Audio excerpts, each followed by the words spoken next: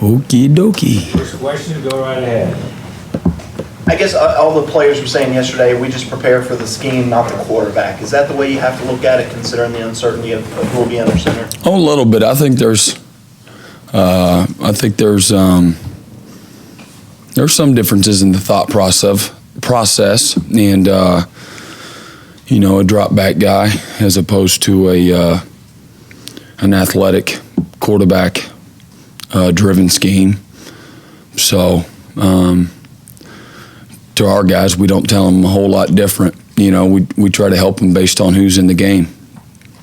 Would you say you were better at containing the mobile quarterback last year than 13?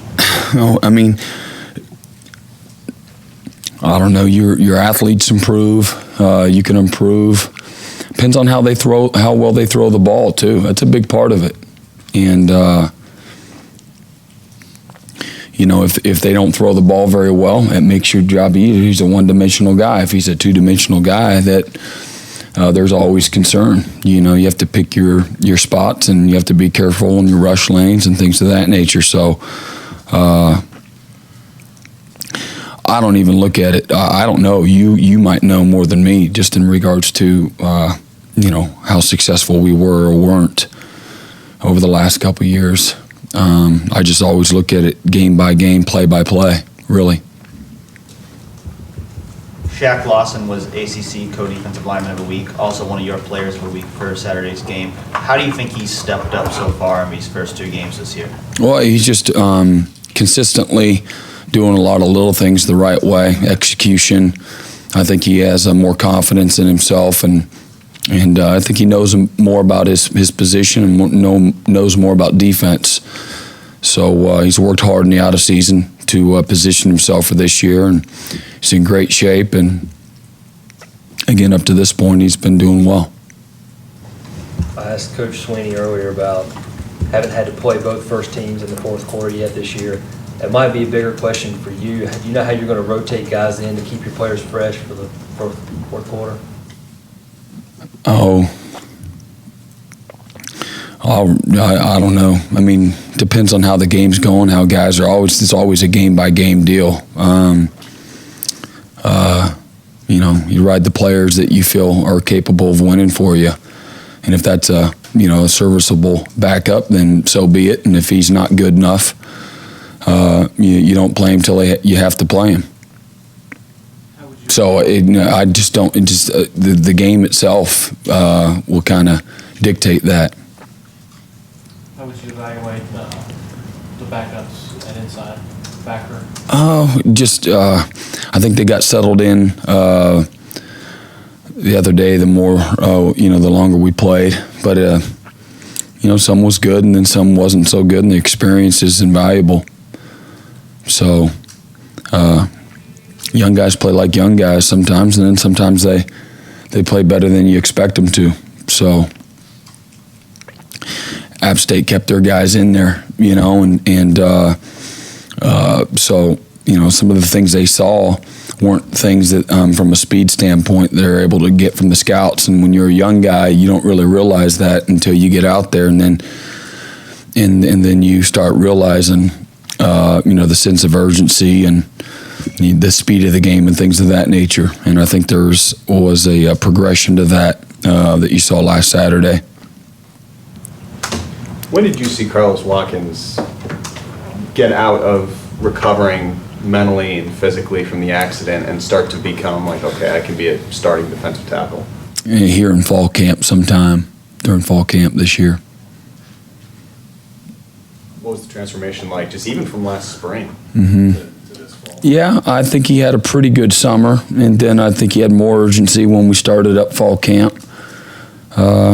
It's really a lot of little things. Okay, now I've got back my foundation. Okay, now what do I need to do? Okay, this is how I need to practice, and this is how I need to be coached, and this is my weaknesses, and these are the things I got to work on, and this is how I fit in the scheme, just all that kind of thing. And I think he's got better football in front of him. I think he's capable of more, and I hope that we find that. And if he does, he'll be awfully good. And so hopefully he'll keep working hard and demanding a lot of himself. That's the biggest challenge and the biggest thing in front of him. How bad does he want it? Is he much of a vocal leader? Not really. No. For Pretty Louisville, quiet. there's no James Quick, no Devontae Parker. Can you talk about the difference in their wide receiver core from Experience. Experience, probably the biggest thing. Talented, but every bit as talented, but a lot of guys haven't played quite as much. Louisville's showing a lot of like 12 and 13 personnel. They're everything. 4 wides, a little bit of 5 wides, 4 wides in the tight end, no back, 11 personnel, 1 tight, 3 wides, 2 tights, 3 tights, all of it through just the first couple games that we've seen all of that. Coach Sweeney mentioned the disparity in experience after Ben Boulware and B.J. Goodson at the linebacker position. What have you seen from Kendall Joseph and Jalen Williams the first couple games in their progression? I just said that, but they're young. Neither one of them are afraid of the moment. They work incredibly hard. They're intelligent, so they've made some mistakes. You can make corrections, and they understand. Some good, some it's a mixed bag right now. But they're both going to have, they have bright futures, and that future may be now. And not terrified of either one getting in the game. I think that both are definitely capable of playing well. Again, experience is everything. So we've got to find our spots where we can get them in there and gain that. The headache of preparing for 3 quarterbacks as a defensive coordinator, how do you do that? How do you try to get your guys ready to what they're going to see, because all 3 guys do something different? Yeah, I don't know. Just use your experience. Okay, here's a guy that does this well, what's your plan? Here's a guy that does this well, what's your plan? Here's a guy that does both well, what's your plan? And just be ready for it and adjust. They're not 3 completely different game plans, and they're going to have a philosophy what they want to do too out of different personnel groups, just as a base philosophy and what they recruit to. Lamar's a little bit different in some ways, but in some ways he's very similar to Reggie Bonifine, and in that they're mobile and they can throw, and they can extend plays.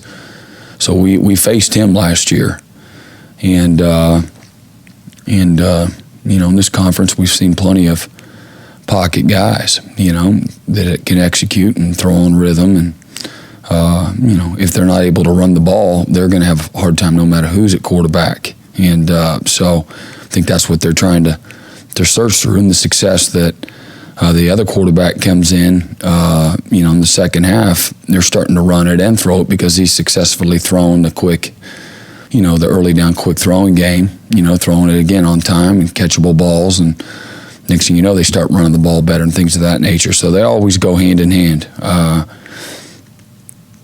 If you can establish the line of scrimmage on either side of the ball, everything else flows. And when there's disruption in the flow of the offense and they're playing behind the chains, that's an issue on both sides. If they're successfully able to average 5, 6, 7 yards a clip on 1st and 10 running the ball, it's just, it's not a matter of if we lose the game, it's about how bad we lose the game. So, that's always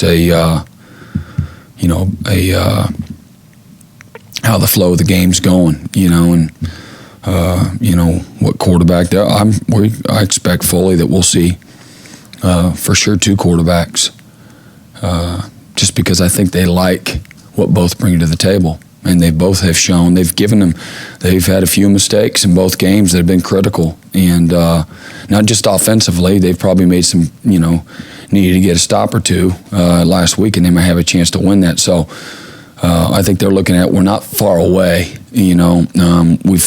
At times we've turned the ball over. They've just been real critical turnovers, and they could probably look at that single statistic alone and say that's why we've lost. That's why we're 0-2. So there's always that fine line between winning and losing, and I think they're excited about Jackson and what he brings to the table and the big play capability, and they love the stability of 14. How much of extending plays? Speaking of extending plays, did you work some this week on covering a little bit longer with your secondary? Yeah, I mean, we just tell them, got to stay on, quit looking in the backfield. I mean, we see it with Deshaun and Kelly Bryant, and even a little bit with Schuessler. So, you know, I think it's an emphasis. Sometimes it's hard to simulate, you know. And again, you got so much time to practice. We got, you know, a whole day or so less. So you're not going to sit there and spend 10 minutes running a scramble drill. But it's certainly been something that we've talked about, and they recognize the, you know, the need to have that kind of discipline. How much experience have you had with this quick turnaround? Because I don't believe None. you've had a game. Mm-mm. Yep, I haven't done that before.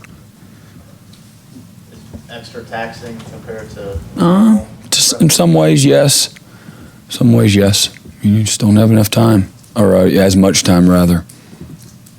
What's been your assessment of Pagano and Wilkins at that other D tackle spot? Some good and some not so good. At times really good, and at other times, you know, laying on our back. So that's no good. So two guys that love to play, that are talented, that are coachable, and again have shown they can play at a real high level. Do you feel better about that spot than you did 2 weeks ago, or? Oh, I don't know. Better is necessarily the word. I don't know. It's always give and take. You know, I'm always, how are we going to play this week? I know what the issues were, and I think about more of the bad plays. Not that I'm a negative person, but if you put it on tape, you're going to see it again this week. And so hopefully we're better at some certain things this week than we were last week.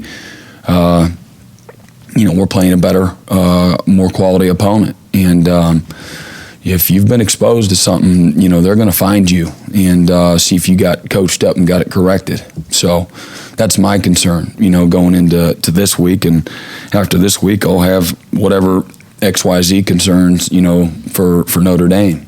You know, just always, I think that it's, you know, they're not watching you and talking to each other in their staff room how great this play was or that play was that you did. And they're looking at, oh my gosh, look at him, he's laying all over the ground, or, you know, he can't do this or he can't do that. Let's do this so we can exploit that. And so as a player, you have to take responsibility for it and own it, or it won't get corrected. And as coaches, we've got to identify it and find a way to get them better at it. So whether that's a scheme or a technique or an alignment, things of that nature. So I don't know if the word is enjoy, but do you embrace or look forward to the challenge of the chess match with somebody like a Bobby Petrino as a play caller? No, I mean, I don't ever look at it like that ever. So it's an opponent, it's a scheme, and it's putting your players in position to be successful, and it's the challenge within the game at adjusting and seeing your defense executed. You know, so coaches, you know, a lot of times again you get way too much credit or, you know, way too much blame. That's true, and again, I'm not going out there to play the game, and neither is he. So it matters what our players know and what they're capable of doing, not what I know. And I'm there to service them and help them. But to game day, it's you got to go do your thing. Do you block out an extra amount of time, whether it's during camp or over the summer, knowing you've got this ahead of this week ahead of We did a little bit. Yeah, we looked ahead and tried to, within the confines of running a camp the correct way in getting ready for the season, not just one game. So, you know, that I think we got ahead in some certain areas where we all had a better feel. So it's kind of a reminder, if you will, going into this week. But you know, how much and exactly what, I think I hope I don't ever have to do this again, but I might, and we'll be ready if we do. But I don't have any experience doing it, so but we felt like we did some extra preparation that just got our guys understanding concepts and things, getting ready for the variety of things that these guys do. They're not just running, Texas Tech, 4 wides every snap. They're multiple in everything that they do, and they're how they attack you. Were they this multiple last year? Yeah. Mm-hmm. Yep. Anything else? Thank you, Coach. All right.